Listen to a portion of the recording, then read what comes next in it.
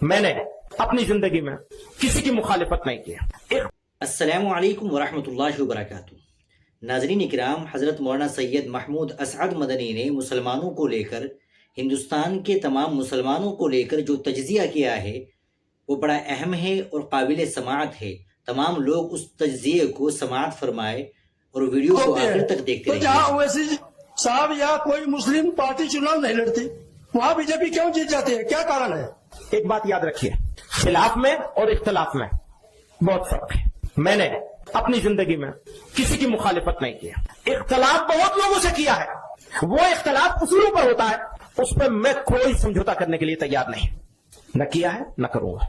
ایک بات یاد رکھیے، جب فرقہ پرست کچھ بول رہا ہوتا ہے تو سوچ سمجھ کے بول رہا ہوتا ہے، اور اسے جو جواب چاہیے ہوتا ہے کسی نہ کسی کو کھڑا کر کے وہ جواب دلوا دیا جاتا ہے۔ اس کا یہ جواب آ جائے گا تو ہم پورا فائدہ اٹھا لیں گے۔ ہم یہ کام نہیں کریں گے، سودا نہیں کریں گے۔ مسلمان انڈیا میں دو حالت میں ہے، کہیں ہم اقلیت میں ہیں، کہیں اکثریت میں ہیں۔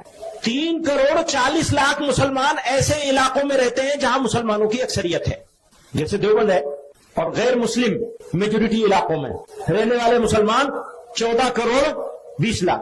ایک طرف 3,40,00,000، دوسری طرف 14,20,00,000۔ اگر ایماندار ہیں ہم تو ہم پالیسی بنائیں گے کس کے لحاظ سے؟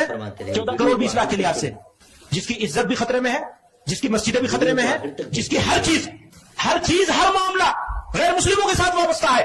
اس کو چھوڑ کر میں 3,40,00,000 کی بات کروں گا تو بے ایمان ہوں گا یا ایماندار ہوں گا؟ پچھلے 75 سالوں میں آپ کی جمعیت علماء نے یہ 3,40,00,000 لوگوں کی بات نہیں کری، 14,20,00,000 لوگوں کی بات کری ہے۔ میں دیوبند میں رہتا ہوں تو میرے سامنے مسئلہ ہی نہیں ہے عزت آبرو کا، جان مال کا، کسی چیز کا کوئی مسئلہ نہیں ہے۔ میں جو چاہوں بول لوں، اینٹ کا جواب پتھر سے دے لوں۔ اگر اس لہجے میں بات کروں گا تو اس گروہ کے غریب مسلمان کا کیا ہوگا جو 14,20,00,000 غیر مسلموں کے بیچ میں رہ رہا ہے؟